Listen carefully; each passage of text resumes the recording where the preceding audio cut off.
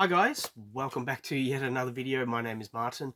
Filming this in my storage unit tonight, and what I'm filming tonight is a spotlight video. So every so often I grab a whole bunch of a title, a whole bunch of issues of a title, and I do a spotlight video. And I've already filmed this one actually. I filmed this one earlier today, but it was extremely cold and I had a really bad head cold, and I went home and I reviewed what I'd said and how I presented it, and it just wasn't really up to the level of quality that you come to expect on my channel.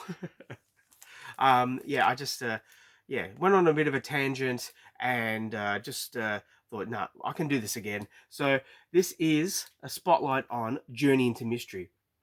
Now, when you think of Journey into Mystery, you think of Thor, and maybe an anthology prior to issue 83. I don't have issue 83 in my collection. I don't think I've ever seen it in the wild, to be honest. Um, if I had the chance to buy it and it was a good price, I would.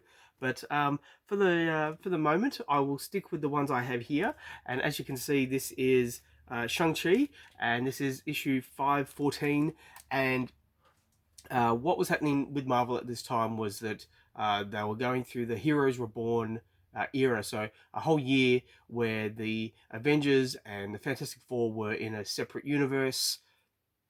And so they had a whole lot of titles that they launched, like Thunderbolts and Deadpool and Heroes for Hire and Maverick and Alpha Flight. But they kept this going because they cancelled the Thor run, but they kept Journey into Mystery going, and it became like a showcase a title. And so when this was announced, I jumped on it because I was a big Shang-Chi fan back in the 90s. I still am. I have all the Master of Kung Fu. It was pretty good. It was a little bit slow, to be honest. The artwork was nice enough. Um, but yeah, I just wanted to show it off. As I said, I'm a Shang-Chi fan, and yeah, there we go. So that's Journey into Mystery 514. We have Journey into Mystery featuring the Lost Gods issue 508, and this is drawn by the Diodato Studios. So it was Mike and color artists and a whole studio working to bring out the best book that they could bring out. But what I wanted to highlight here was Red Norvell, a particular favorite Asgardian god of mine. I do have his first appearance. I think it's up there in one of the boxes up there. I especially tracked it down because he's kind of like a forgotten Norse god in Marvel. And yeah, I just thought he was really cool. He had this kind of like an underdog type feel to him. You know, he wasn't on the level of Thor, but he is Thor. So if you look into the history books, into Norse mythology, you'll find that the Thor of you know of Norse mythology. He's red-headed.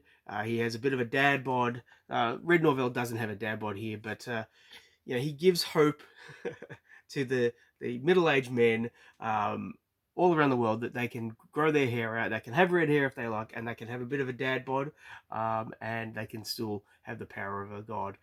So yeah, just a fun character, and I wanted to show it off.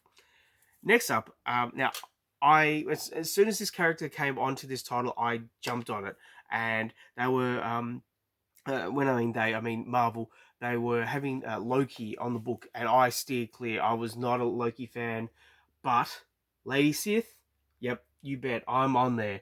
And Catherine Immerman did the writing duties, and Valerio Shitti did the artwork, and it was fantastic.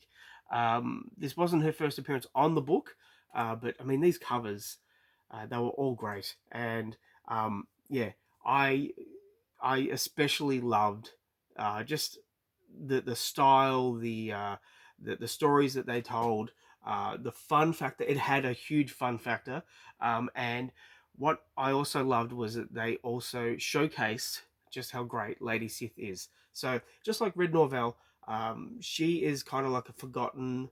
Asgardian.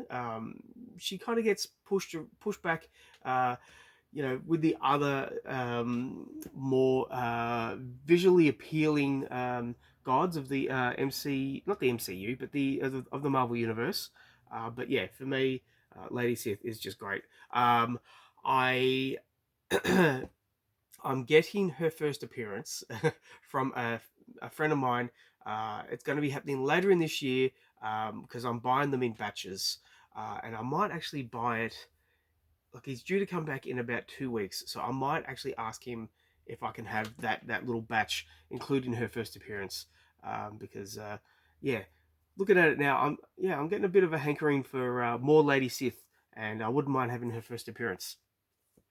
Now, the key issue. Well, I always show off a key issue at the end of these videos, but it's not so much a key issue. It's just like a personal favorite of mine. Now, if you follow me on Instagram and Threads, my name is Hannibal King 2099, and I wanted to show this off. This is Journey into Mystery 520. It was a 2-issue story with Hannibal King, and just absolutely gorgeous artwork, and written by Marv Wolfman. So, like, when you're showcasing Hannibal King, you have to have Marv Wolfman do the variety, and yeah, he delivered big time.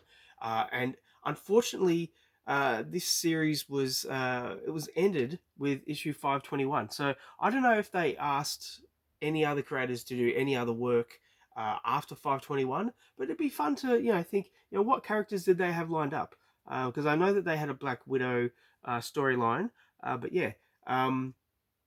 This 2-issue Hannibal King story for me, it was a nice way to end the series. And at the time, it was like a little bit like, oh, the series has ended. It was Marvel's longest running series at the time, but you can't keep a good book down, and as you can see, it's come back, and it's kicking goals. Well, in this video it was. So anyway, that's the video for today. Thank you for sticking with me. I hope you enjoyed it. As I said, I do have a bit of a head cold, so the energy levels are a little bit low, and hopefully I didn't stumble or say anything silly, or yeah, all good. Excuse me, I was trying to get through this video without coughing.